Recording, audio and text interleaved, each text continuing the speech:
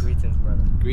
Greetings, Karima. Thank you very much for being on the show, taking this interview. Thank you. It's a pleasure to have witnessed your performance and witnessed your music. Thank you. Good to talk to you today. Yeah, we get somebody to come to greet us. Oh, okay.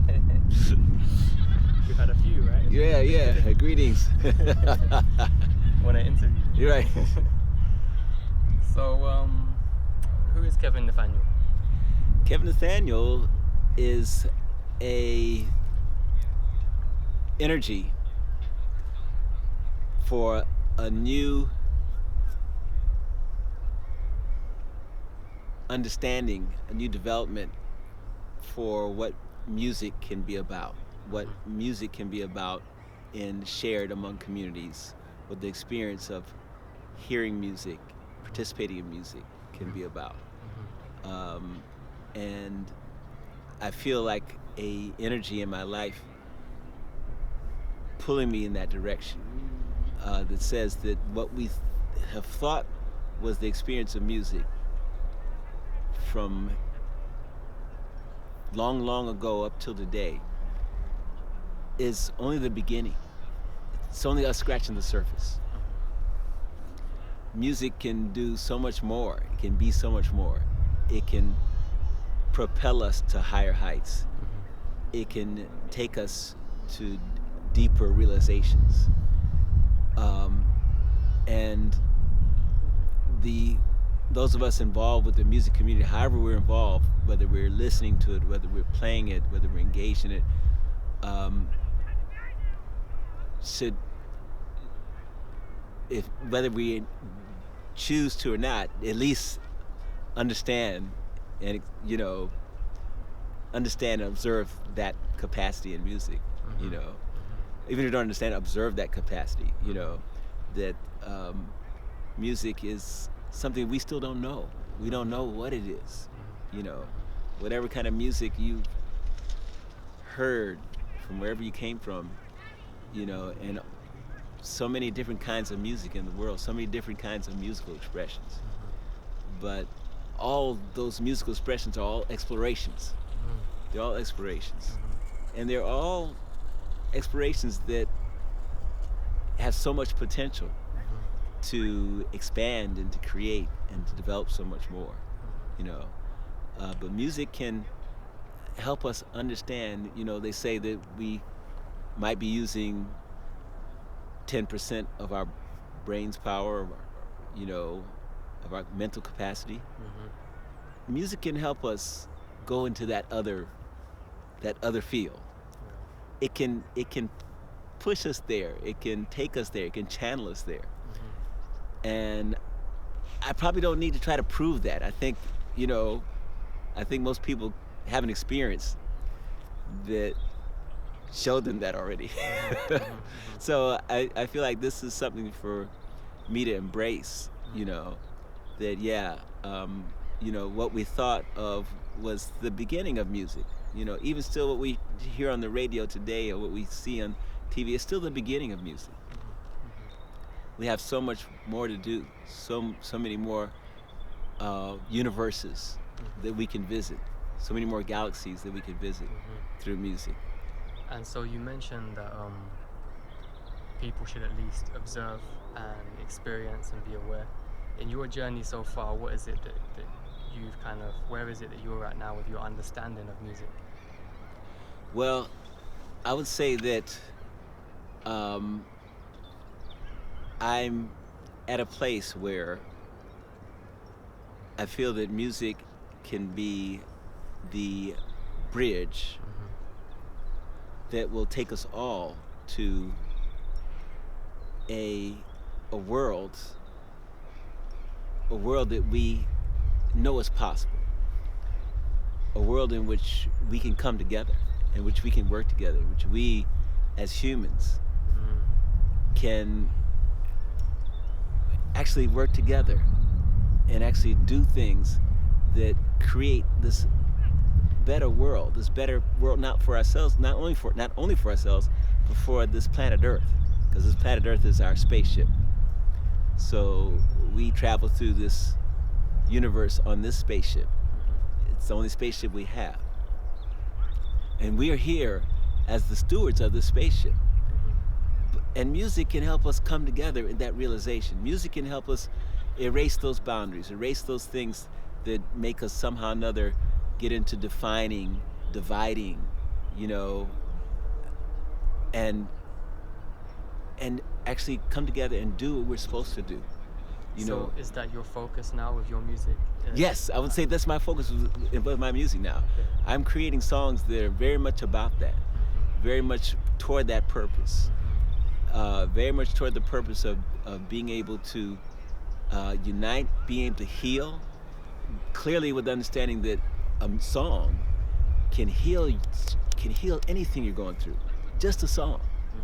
That song is hitting the right vibrations, suggesting the right ideas.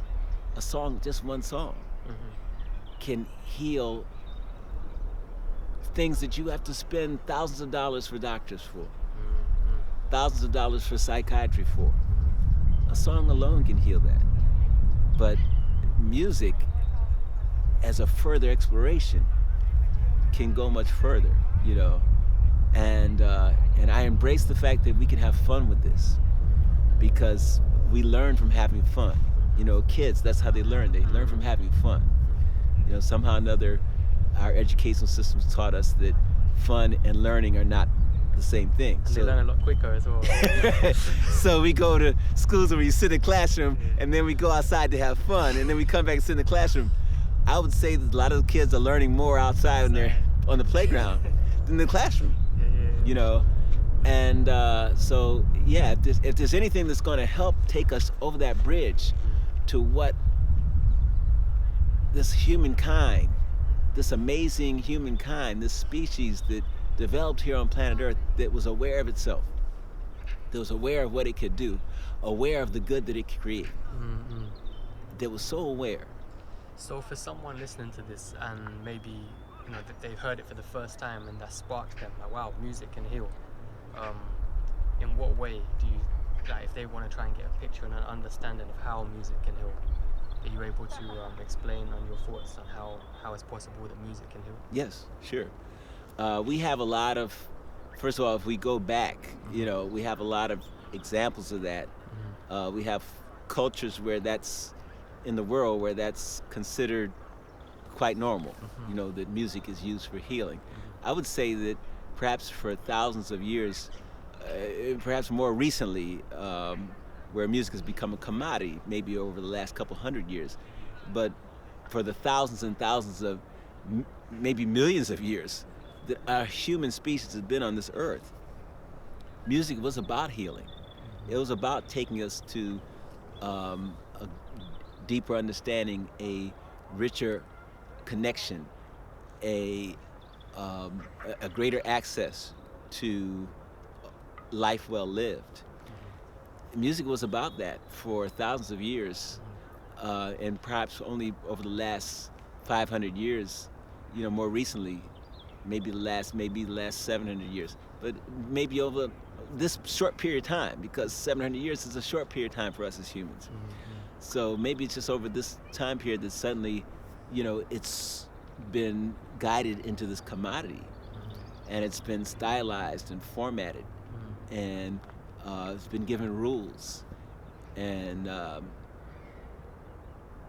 you know, I would say that that there are still parts of the world where those things haven't happened yet.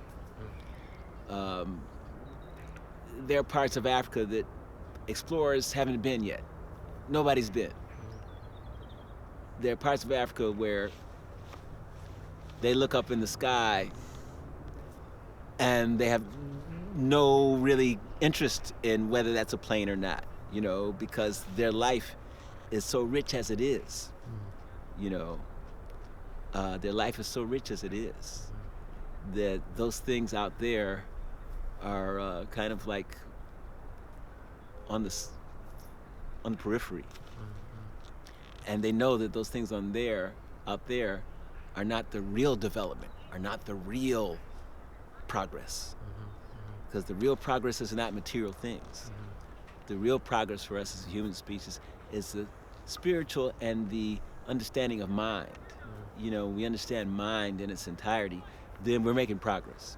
And we can understand how, you know, just the simple questioning of a reaction or an interpretation, just simply questioning an interpretation that any one of us might have, opens up another world of mind for us.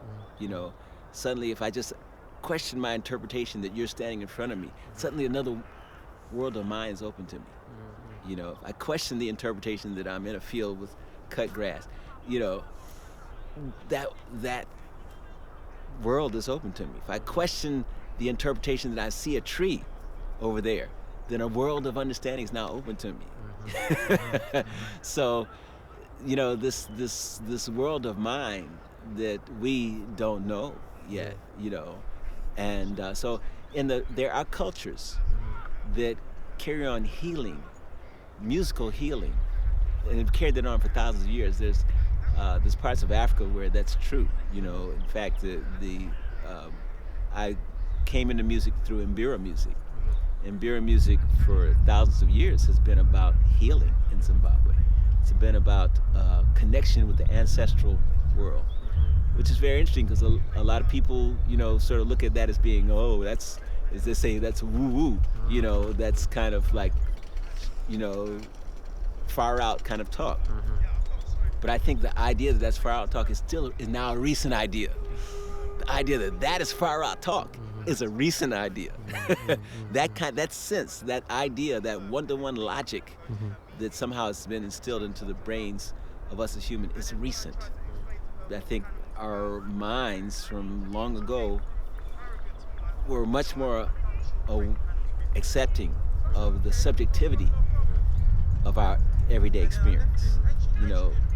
The fact that I can, if I think it is that's what it is. If I think it's something else, then it could quite surely be something else.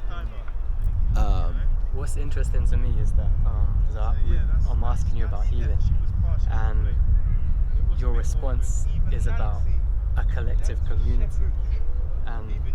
And many people will picture healing as a patient in a bed in a hospital. But I can see already your thoughts on healing are very, very different from that. And it's maybe not even to do with sickness, the way you're viewing healing. Yeah. So it just maybe for like some clarity. In what ways do you see that musical aspect? What does it look like? What is it? Maybe we have to kind of define what healing actually is. Yeah, and that's a very difficult thing to define because healing can happen on so many levels. We can have a specific healing for a specific ailment, and music can heal that too, because everything is vibration. So music can be used to create frequency, to create a vibration that will heal a specific element. I'll give you an example of that too. Several years ago, I worked with musicians from Africa all the time. So I worked with this really incredible balafon player. The bala is the instrument you play with. He's one of the greatest bala players in the world. His name is Famoro Kyubate. I worked with him a lot, and my early days of working with him, I was sitting backstage. We were getting ready to do an event, perform for an event, and my sinuses were clogged up, so I could hardly breathe in. I had a little bit of headache, and I was standing next to him while he's playing. And as he was playing, see, the balafon is made so it has these spider webs over a little hole, and the spider webs create a buzzing sound, so that as the note is played, you don't hear a pure note. You hear bing, ding, zzz, zzz, zzz, zzz, zzz. You hear this buzz to go with the note. So while he's playing the balafon, I'm hearing this buzz, and suddenly my sinuses and my headache goes away. Like that. And I looked at him and I said, that just healed my whole headache and sinus thing. And he laughed. Yeah, that's what this music is about. This music is about, this and more. These instruments were put together in ancient times with all this understanding. Do you think you can get more healing from playing an instrument than you can listening to it? Or do you think it goes... Well, I think it goes it's not clear because it depends on the circumstances. Right. In other words, by playing an instrument, you definitely are involved in a channel right away, and that channel has several layers. There's an energy electrical channel. There's also an ancestral channel, and there's also a repertoire, a music channel.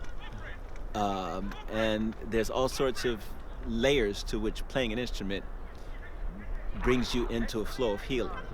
But listening to someone play can also awaken on so many levels too. And so, just as I was saying, I was listening to the balafon player, and suddenly my sinuses healed. There are certain things that, as a balafon player, you know how to play songs that put people in a mode, in a state. You know that there are some songs that during some time of day, you don't play those songs. You wait till after the sun goes down. You can play them. You know that because that's the ancestral channel. That has been spelled out for thousands of years. People have experienced that. They worked all that out, and we. Because, as I said, music is now a commodity, a lot of that gets lost, so we are not really getting a chance to experience that in our everyday lives. On the subject of commodity, because you mentioned that music has become a commodity, and if we understand that music is healing, is like a healing art, and it's become a commodity, what impact does that have on our society now, if it's now become a commodity and we've lost touch with the fact that this is a healing? Yeah, it's amazing the impact that it has on society. Well, it creates sort of a sense among us that music now has to be about the thrill of a show. And so every once in a while I get a chance to see my friends. They show me, oh, look at this show, look at American Idol, look at America's Got Talent, look at these shows. And I realize that a lot of times, these people are looking, they're judging, and they're judging on how much of a show they get. And so, if somebody does something really powerful or really thrilling, then it has a greater response from people. So as a result, music as a commodity has become so much geared toward what kind of impact it has on people in a way to excite them or to create a stir, to grab their attention, to create a sense that they must focus on what someone's doing.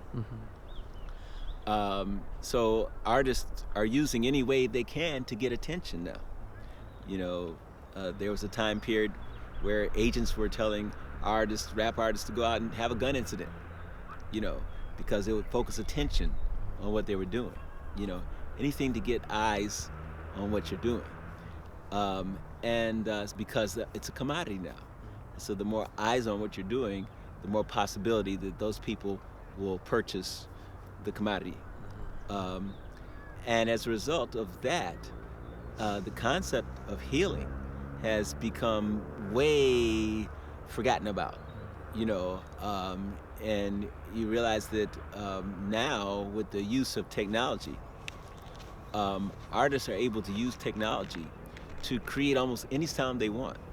In fact, they no longer have to have skill. They can create whatever they imagine through a little bit of effort and technology. So with those things now, they can totally work on the idea of how to thrill and how to create an excitement, how to create a big bang. They can totally work on that because you have the technology to make it happen, and you have the need for money to come in, resources to flow in. So with all these things, then they can go directly to that rather than actually going through the steps, because music is a practice. If you go into music, you're involved with a spiritual practice. You can't avoid that. If you go into music, you're involved with a spiritual practice. But you can shortcut a lot of that spiritual practice by just taking a little technology here and there and saying, this is what I want to have happen to me. This is what I want to sound like, and you can make it happen. But imagine this. All those people out there who are out there using autotune, they sound like Alvin and Chipmunks. How about all these people who are out there using autotune? What if in their musical practice, they had to learn how to sing? They had to learn how to sing really well. And then after they learned how to sing really well, they had to learn how to double their voice themselves, an octave higher. That's a spiritual practice. That's a spiritual practice. And if you did the spiritual practice to learn how to do that without the technology, then you had to take steps. You had to train, you had to learn things. On that path, you learn lessons. You got taught some valuable lessons on that path. So, and would you say that ability to sing that way in itself would bring about healing towards that person? yes, and the practice, the discipline that it took, to get there would bring about healing and would give them very much a knowledge and information on how to use that healing for other people. They would get that information. It's not easy to do that, but it is easy to get autotune. It is easy to put on a drum machine and get autotune and just start rambling in rhythms, with autotune and a drum machine. And then even sync it. Right. Yeah. And, I'll backstep that. I'm not going to diss everybody by saying it's easy, because there's some people who put a lot of work and effort into it. Sure. So also I don't, if I say it's easy, I don't even want to use easy as a diss, because easy is actually many times a compliment. Easy is a compliment. If you can be easy in your approach and your performance in music, then that itself is a powerful thing, But music is a practice. Music is something that will teach us as many lessons in life as there are to learn. Music will teach us that. As many lessons as the universe can teach us, music will teach us that. And it never stops. There's nobody who becomes a great musician who has reached it. Anybody who becomes a great musician usually is probably somebody who realizes how much they have to learn.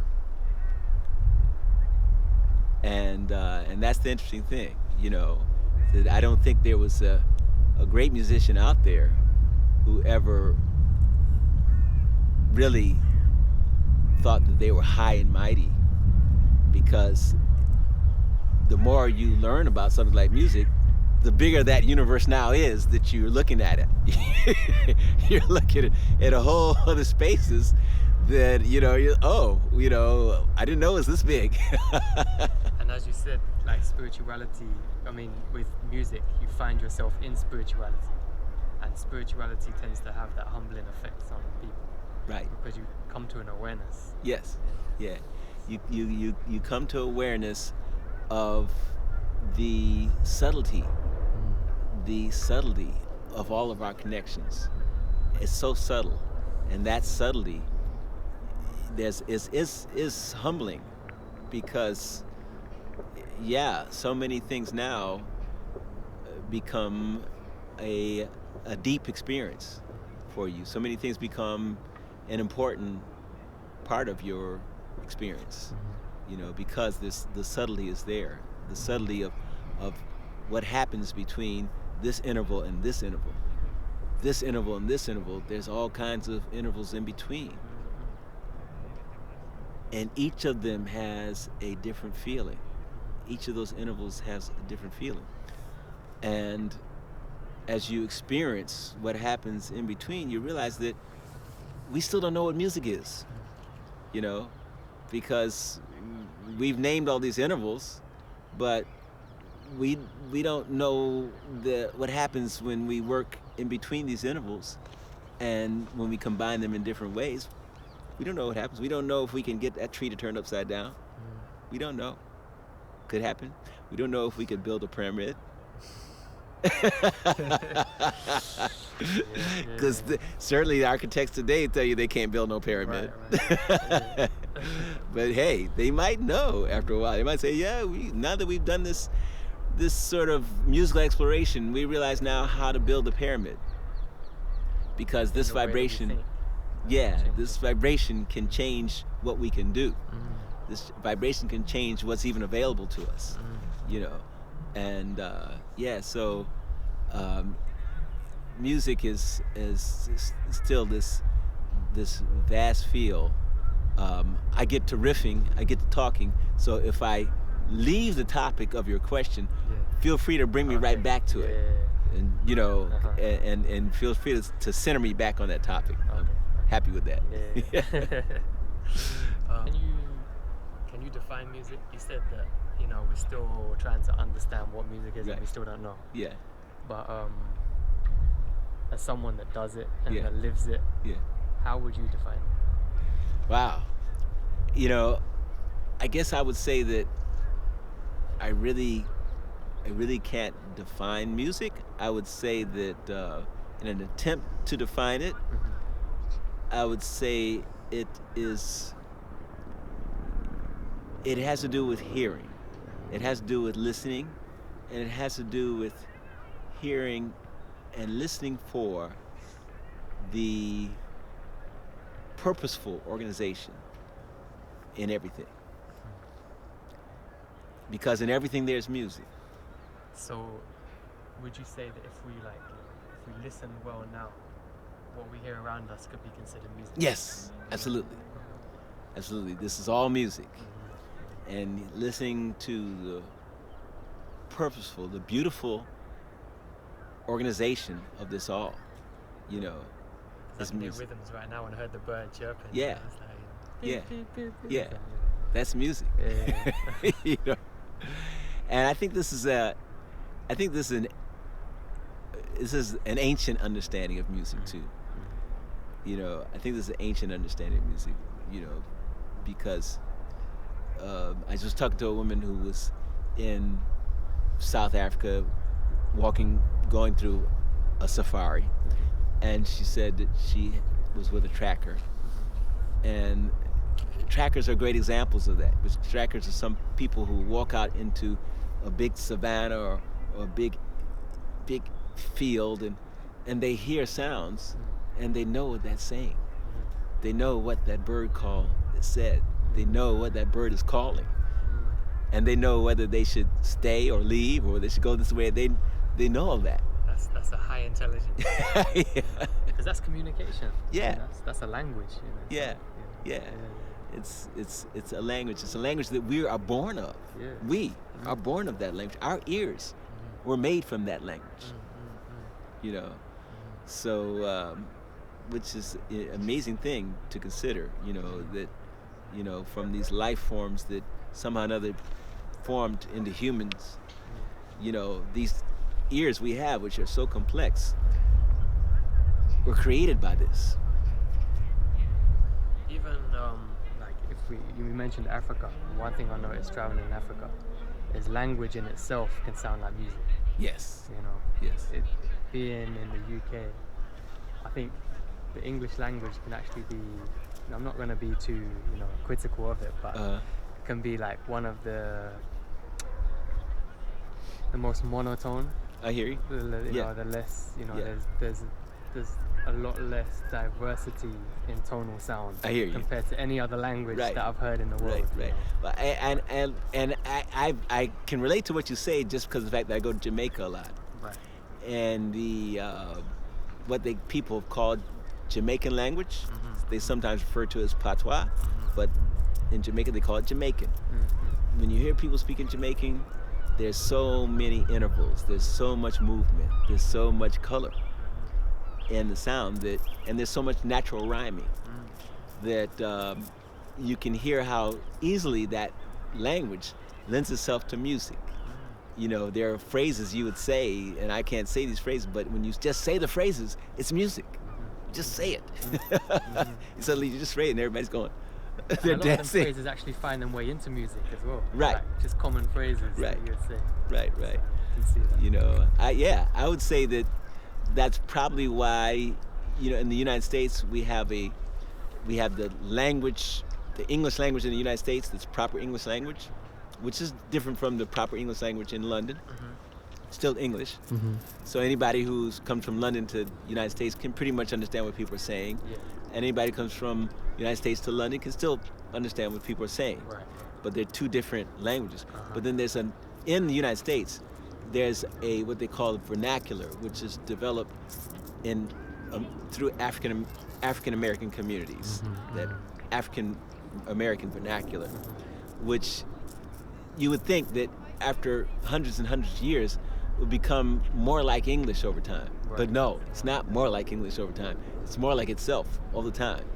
And there's, I think clearly the reason why it's more like itself all the time is because it lends itself to music. Yeah. It lends itself to music better, to speak this way. If you walk around the neighborhoods with the kids and you hear them talking to each other, you realize the way this flows and the rhythms of the way this flows is much more musical, and that's why they use it. That's why they're, and as time goes on, this language style becomes spoken by larger and larger parts of American society, to the point where you turn on a news channel and you hear news anchors speaking African American vernacular on the news, you know, because they know that this is communicating with people in a musical way, and they embrace that, you know.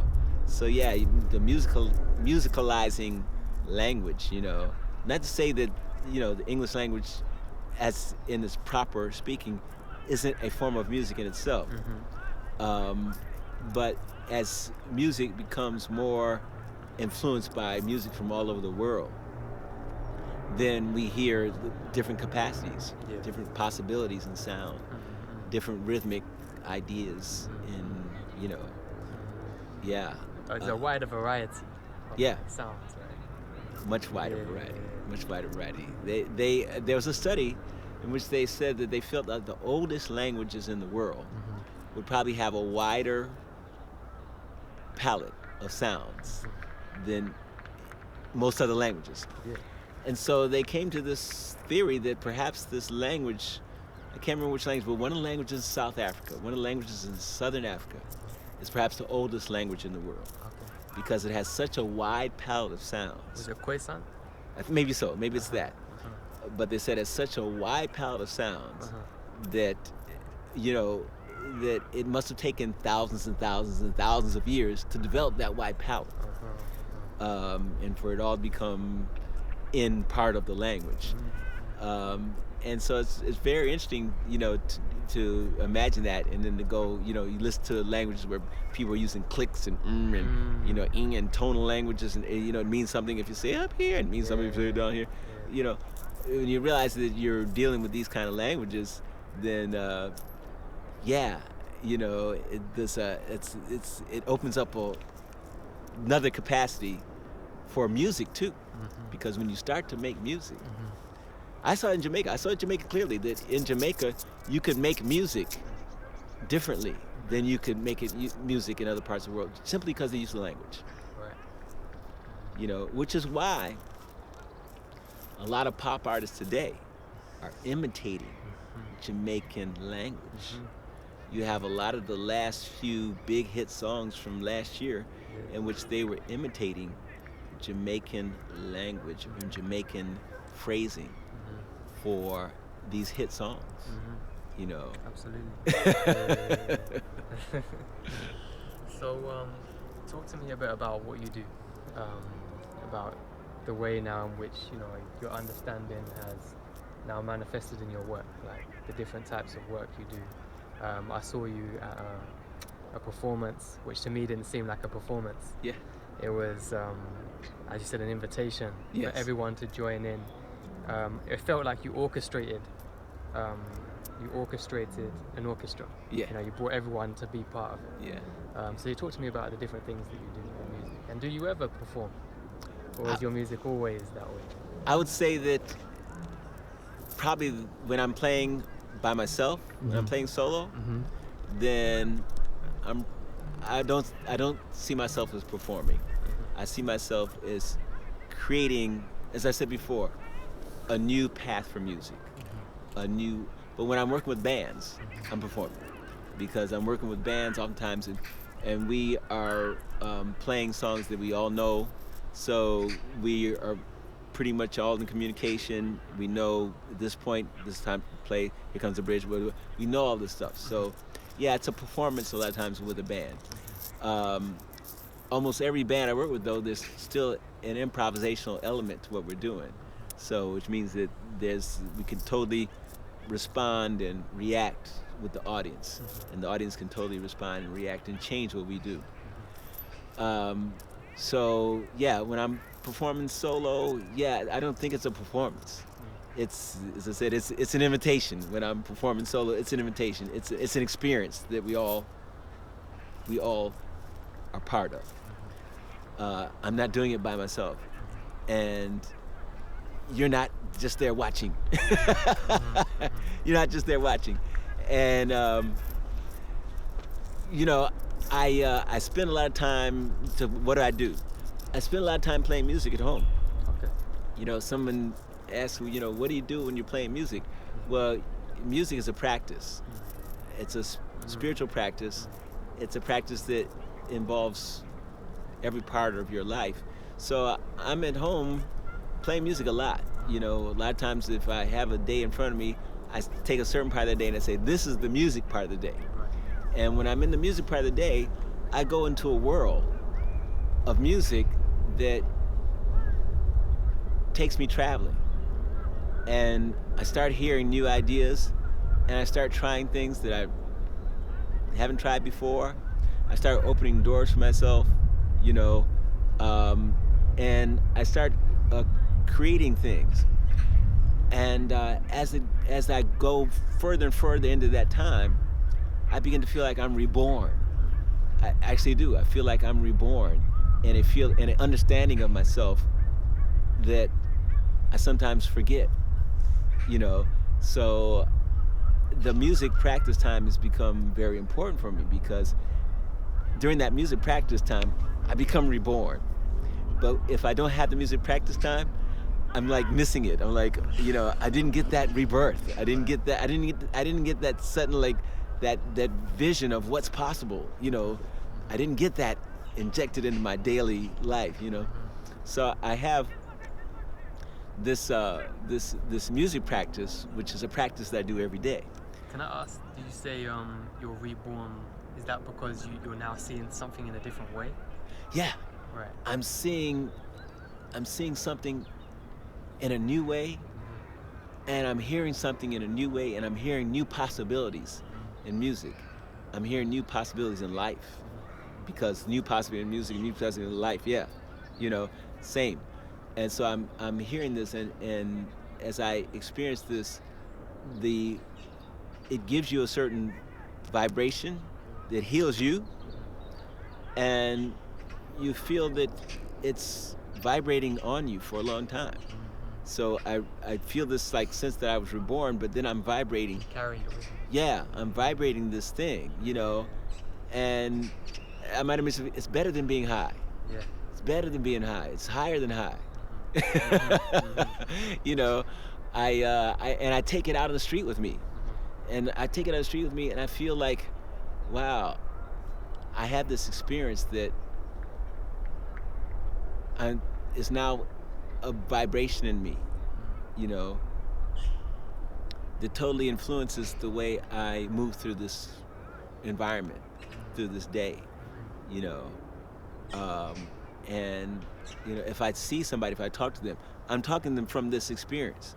I've been over here, I've been to this universe over here, and I just came back, and I'm talking to you about this what I saw. Maybe I'm just talking to you about what happened today, but I'm still what I saw. What I saw is like, oh wow, I saw that we could do this. I saw that we could be this amazing humankind. I saw that we can come together. I saw that we can solve all these problems. I saw that, I saw that. And this sometimes like comes bursting out of me while I'm playing music, and then I'm vibrating in that, and it's amazing. So because we spoke about this earlier, and you mentioned ayahuasca. Yeah. In the way that ayahuasca can take us to other dimensions. Yeah. Through the practice of music, it's taking you there. It's taking you to Yes. other dimensions. It takes you other dimensions. Places. I think it can take anyone through other dimensions, but you have to give it that. You have to give that. When you go into your music practice, you don't necessarily go into the music practice saying, this is what I'm going to play. Yeah. You go into the music practice saying, I'm diving into the world of music and I'm going to have fun. I talked to someone the other day and they were like, oh, I don't know if I can practice music. I said, you know what? When you go to practice music, you have to feel like you're robbing a bank. And she looked at me like, I said, yeah, you have to feel like you're robbing a bank. It has to be that precious or that like rebellious. It has to be that like that prosperous for you. It has to be all that for you. It has to be that like, I got away from my mom and dad, I'm free. It has to have all that stuff in it when you go practice music. If you go practice music and you're like, oh, I gotta practice this, I gotta get good at it, then hey, yeah, I know. You're probably not gonna play that long. Maybe you play, but the thrill of it, the thrill of it, you might play forever, but the thrill of it will not open your heart. If the thrill of it can't open your heart, then why are you playing music? Why are you engaged in this practice every day if it's not taking you somewhere? So that's the point. So like I said, what comes back against the original purpose or the spiritual purpose against the commodity? Yes, because you have a lot of people. They go to music school. They train. They get. They don't experience what you're talking about. Yeah, they get so good. They can nail that song. They sit down, they put that sheet music in front of them, they nail it. They pack up their instruments case and they go home. They watch TV, and but music didn't give them a vision. Music didn't show them the other universes out there. They didn't show them the other parts of our human mind that we're not dealing with, that we didn't step into yet. When music starts showing you that, suddenly in the middle of this while you're playing, you just see this intense light, or you feel this intense vibration. Sometimes you have to stop and just laugh. Sometimes you have to stop and just cry, because that vibration touched you so strong while you're doing it, while you're in it, and you say, wow, this is what music is about. Music is about being able to experience and create those things that we dream of. Create it so it's real. Be able to really create in reality the things that we dream about. Music can do that. Music can make it real in the moment. That vision we have for the world that we want to see, it can create a reality of that in the moment,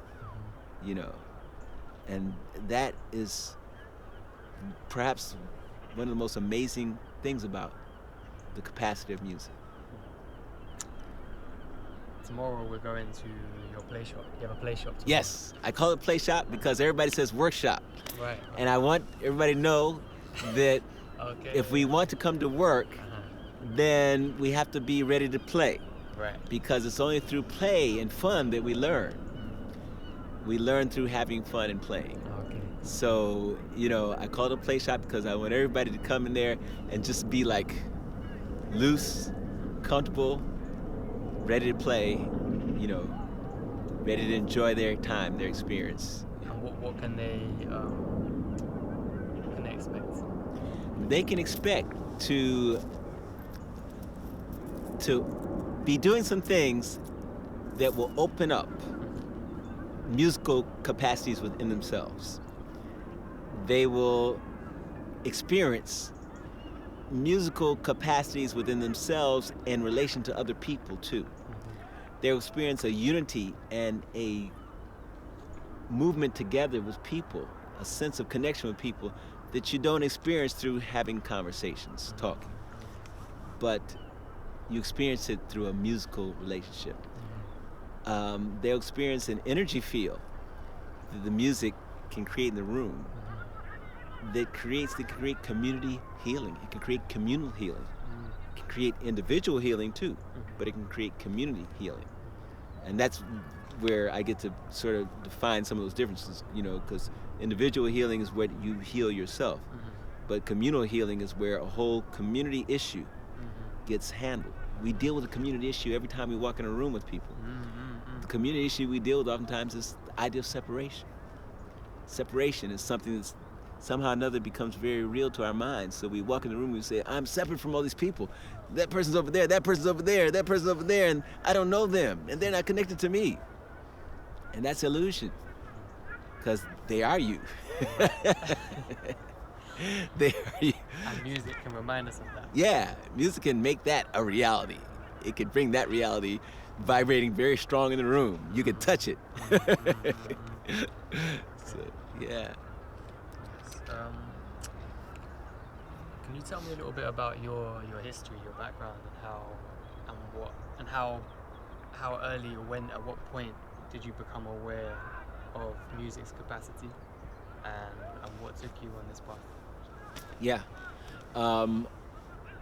I grew up in Detroit, and Detroit is the Detroit I grew up to was a very musical place. It was the home of Motown music, but not just Motown music, but all kinds of music. So music was very highly regarded in Detroit, but also very competitive in the way that you had to be a good musician to perform for people in Detroit, because people in Detroit were very critical. So as a child, I grew up doing a lot of drawing and painting, and at some point I began dancing a lot. I danced modern dance, African dance, ballet, and all that, but I never really considered myself a musician. Part of the reason, again, because Detroit was so daunting. If you thought you were going to be a musician, you had to be really strong if you were going to play music in Detroit. So as time went on, I began to hear African music, and I began to hear this music out of Southern Africa, Mbira music, especially Zimbabwe. But I started hearing Mbira music, and I started to hear music like the music of the Babenzeli, what they call pygmies. They're the forest people. They're not really pygmies. Pygmies is a name that somebody invented. The forest people, the music of Babenzeli, forest people. I began to hear all these kinds of music, which to me, when I heard this music, I began to say, oh, there's something going on here that is going beyond the realm that I previously thought music was. How did you come across that music? I was in college, and I had a friend who was a musician. I was doing a lot of dancing at the time, modern dance, and I had a friend who was a musician who said, Kev, come to the music library with me. We're going to listen to a bunch of these albums. So my friend would pull these albums out, and I'd put on the headphones and listen, and I'd say, I was suddenly like seeing this other world of music. And because I was doing a lot of dancing, I'd say, oh, I would totally do a different kind of dancing to this. This would inspire a different approach to dancing. And I became very interested in the music. But suddenly, in my last year of college, I was walking through campus, and I saw a sign, because I'd heard Mbira music in the music library. I saw a sign on a tree that said Mbira music this way. And I knew that this sign was for me, because I knew that the other people on the campus didn't know what that meant. So I went that way. And I walked in this room, and there was Efat Mujiru, who was Zimbabwe's premier Mbira player, playing for a small group of people. And I stood in the room totally mesmerized by the sound. And all he had was this big calabash in front of him. And at the end, I went up and talked to him, and he had a lot of people who spoke South African languages around him. So they kind of had the first, advantage being able to talk to him. So I just stood on the side and watched and listened and peeked at the instrument. And then that summer, I had to go to Seattle because of a medical problem with my older brother. And while I was in Seattle, it just turns out Ifat, the same musician, was in Seattle the whole summer. So I went to, not only was he there, but there was another great musician from Zimbabwe named Dumisani Marire. And I was in Seattle hanging out with both of them, looking at the music, hanging out.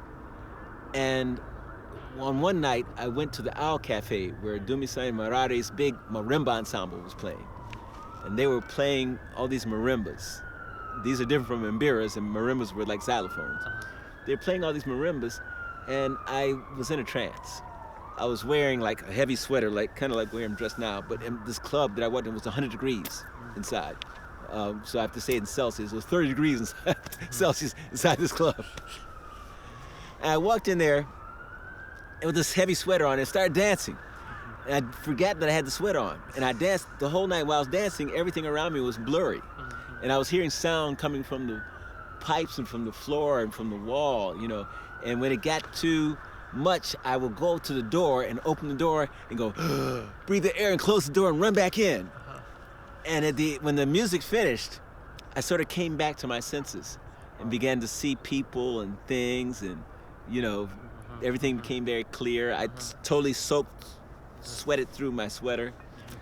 And I began to say, it was in those experiences that I said, I can no longer just listen to music. I have to be playing this. I have to be on the inside of it. So, because I went somewhere that I previously didn't think I would ever be. You know, and all the time when I grew up in Motown music, you know, we were enjoying the music, we were dancing, we were singing along, but I never went somewhere that I never thought I would be, you know. But there I was somewhere I never thought I would be. So it was then that I said, okay, I have to be playing this music. So I went from Seattle to New York, and I spent a lot of time immediately building instruments, because you couldn't buy instruments like this. So I was building instruments, I was taking things off the street, finding things, I was going to everybody who had an instrument like this. And there were only a few people, very few people had African instruments in New York way back then. And I went to them, got all the tunings I could, I grabbed stuff and made all the instruments I could. Finally, I found myself back in Detroit for another year and a half, and just staying with my parents because I had torn my Achilles tendon, so I couldn't walk. And while I was there, I was building mbiras, because that's all I can do. I was just in a big cast. I was building mbiras, and then I mysteriously connected, and this is a mysterious story. All of my mysteries were somehow another purposeful mysteries back then. I had a time period where when I went to look for the tunings of instruments, I would go to, this is back when I was in New York, I would go to this person, find out the tuning of an instrument. Go to this person, find out the tuning. Every time I went to do that, when I came back, I found money on the street. I mean, serious money, like $50, $30. I found money on the street. Wow. It was strange, you know, it was strange. And I began to say, okay, I got to keep doing this, you know. So when I went to Detroit, another mysterious thing happened. I don't want to tell this story right now because it might be too long. But anyway, another mysterious thing happened which led me to connect with a professor at Goshen College in Goshen, Indiana. And I went to Goshen, Indiana, spent some time there looking at their instruments, studying them, writing down all the tunings, learning about them, studying videos. They had a film library. And then about 5 months later, I was invited there to be the assistant for Ifat Mutru, the same musician who I saw when I was in my last year of college. I was invited there as his assistant to assist him with his workshop. And so Ifat remembered me from Seattle. He remembered me and so he was very happy that I was his assistant. And when I came, I had all these new instruments I built. So he saw the instruments. He said, "Wow, you made these beautiful instruments. They're really well made." And I spent a lot of time working with him, sitting with him, playing music with him, one-on-one, doing workshops with him. We were about 2 weeks at this college doing workshops. And then I came back. I was just going deeper into the music. And then I went back to New York. And when I came back to New York, I started playing, and I was playing a lot. The first thing I did is I went to play on the street, because that was something that musicians just do in New York. You go play on the street. And this was Imbira music? Yeah. So for people that don't know, that's similar to a kalimba? Kalimba, yeah. Kalimba, yeah. An instrument that you pluck with your fingers and thumbs. It's calabash. Kalimba's Portuguese, right? Well, I don't know. Kalimba, actually, I understand Kalimba is actually from one of the languages in Southern Africa. Okay. Hugh Tracy actually coined the term Kalimba, because Hugh Tracy developed the Hugh Tracy Kalimba. He didn't coin the term, he borrowed it from a language that's in Southern Africa. Okay. So the word Kalimba That's a traditional is a word term. from one of the languages in Southern Africa. And he liked the word, so he put it on the instrument. When I got to New York, I started playing on the street. And from then, I started meeting all these musicians. And next thing I know, I was working with bands, and this whole music career, was taking off, And one band became very popular. It's a band called Spirit Ensemble, which in that time in New York City became actually one of New York City's most popular bands. And, just always playing here, playing there, playing here. These are some of the things that led to me taking this path. A very sort of intuitive kind of path that led me here. Yeah. And then you eventually started traveling in Africa itself. Yes. Yeah, I've traveled in West Africa, Senegal, Morocco, Guinea, these places. And I have not traveled to Southern Africa yet. Okay. Even though I have hundreds of friends there, hundreds of musical comrades there who I share music with, I actually do recordings with in ways, But I have not been to South Africa yet, or to Zimbabwe yet. Okay. And I'm going. I know I'm going. I'm not forcing it. I'm not trying to rush it. I know when I go, everything will be right, And I'm really looking forward. And I'll also, when I go, I'll be able to contribute something very beautiful for them too. Because oftentimes people come to that part of the world and they come to learn the music, and the concept is to learn the music, and then come back to somewhere else and teach it. Well, I've been here doing quite the opposite. I've been playing the music, developing the music, changing the music, creating new music, creating new sounds, creating new ideas. And then this, when I go to Zimbabwe, this is what I'll be able to share. New approaches, new ideas for what you can, new songs, new expressions of traditional songs, all that, It's an interesting view.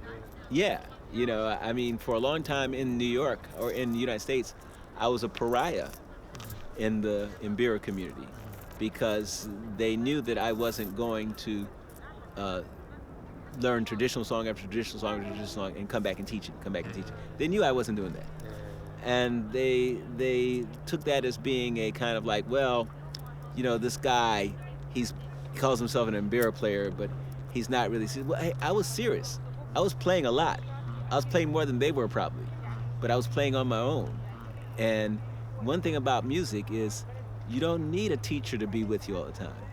If you start that path and start playing, your teacher comes, and it will be inside you. You won't see a teacher outside you. The teacher will be inside you. And sure enough, I was a pariah for a while with that Imbira community in the United States, and that Imbira community now has embraced me, because they see that now this very same community that I became a pariah of is a community of people who for many of them, I introduced them to the Mbira. See, that's how I want to add that element. Okay. I introduced a lot of them to the Mbira, Right. or I helped them along their path. But then later, I would become a pariah. Right. But now, as they see what my pariah path led me, they're now they embrace. Right. You know, Yeah. just the different sort of mental phases people go through. You know, realizing that, hey, this person, they're not my friend now, but you know what? They'll understand me. And I guess this is what we face throughout human history, really. When we try to do something new, different, or we follow our own teacher, as you say. Yeah. Our master, and we kind of really tune into our own expression. Right. We will face criticism for changing things that people. That's right. That's right. Maybe think should be one way. Yeah. Yeah. Absolutely. You But will be show possibilities of more ways. right. You will be ostracized. Yeah. You will be ostracized. You will be shut out for a while. You know, but when they see the flowers start to bloom, they come back to embrace you. Okay.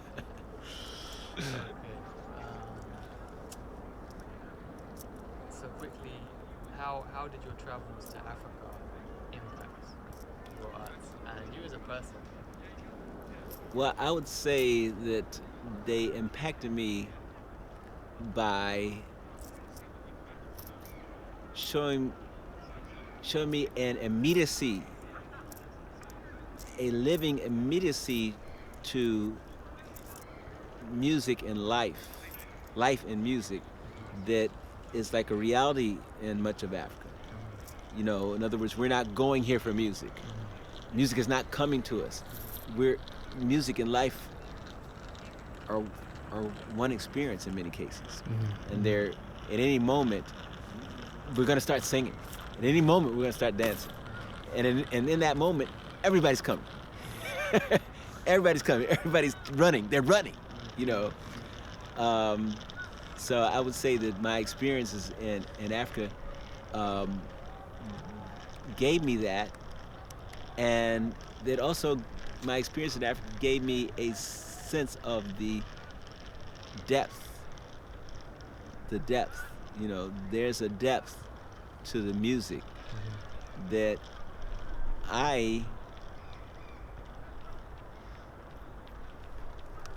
not growing up there, I know I'm not part of that depth, because that's a depth that involves language,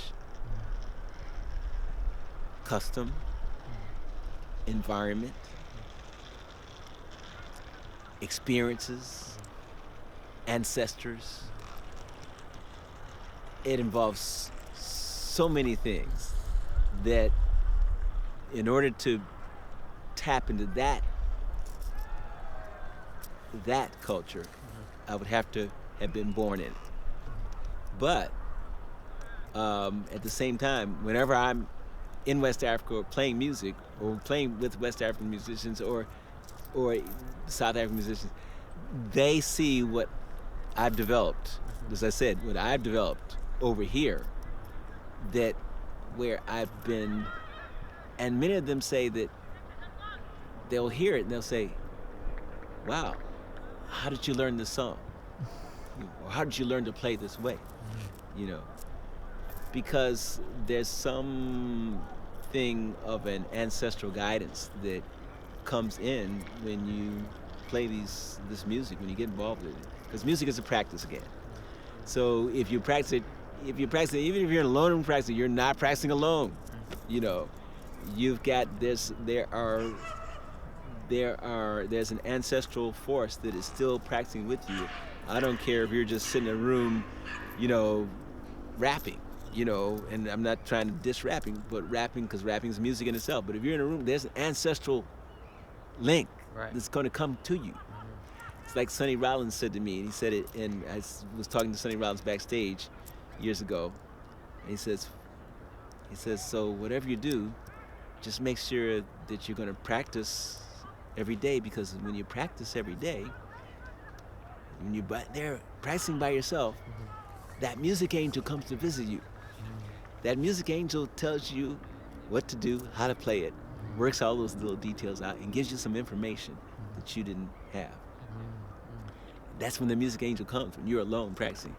Well, it's sort of a poetic way of saying that, of what I'm just saying. There's an ancestral energy, ancestral wavelength that is there, and you're gonna get connected to it. You're gonna get plugged into it. You know, it's just like I was talking to some people today. I said, "What is intuition?" It's very hard for us to explain what that is, but we all experience it. We all experience intuition. What does it say about us? If we all experience this thing called intuition, and we don't know how this thing works, but it works. You know, what does it say about us? You know, I begin to feel like one of the things intuition says about us as a human species, with this human mind, is that all experience is one.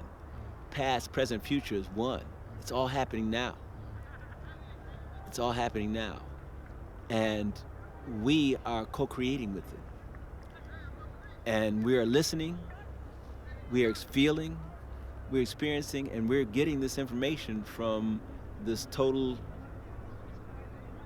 oneness of experience that is telling us about things that seem to be down the road, or seem to have already happened, or seem to be, but they're all in now. And do you think you have to be in harmony with that in order for that intuition to present itself to you? Well, I would say that it's a good idea to be in harmony with it so that you can trust it. But whether you're in harmony with it or not, you're going to experience it because it's part of this incredible universe that we have called mind. You know, it's part of this universe we call mind.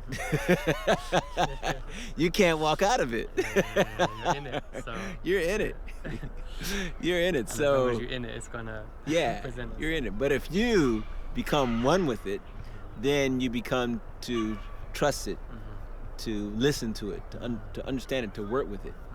You know, but if you decide you don't want to become one with it, you don't want to try to work with it, you don't want to try to trust it, you're still in it. Yeah. And so finally, I want to give you an opportunity just to express any kind of message or anything you want to say in any way to the viewers listening, anything that you feel is important for you to express. Wow, I have a lot of things that I wanted to express.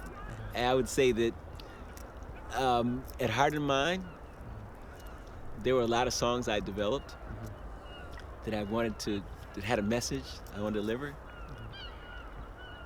And this one song that I developed, I didn't feel like I had time to do it because they kept waving to me with these like, oh, there's not much time left, you know. Okay. But the last statement of the song is,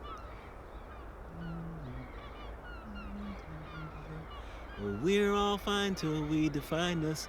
Now we need something just to remind us that we're one big family human. Aboard the spaceship, Earth resuming. We're all fine till we define us. Now we need something just to remind us that we're one big family human. Aboard the spaceship, Earth resuming. Yeah, we're all fine till we define us. Now we need something just to remind us that we're one big family human. Aboard the spaceship, Earth resuming, and we're all fine till we defined us. Now we need something just to remind us that we're one big family human. Aboard the spaceship, Earth resuming.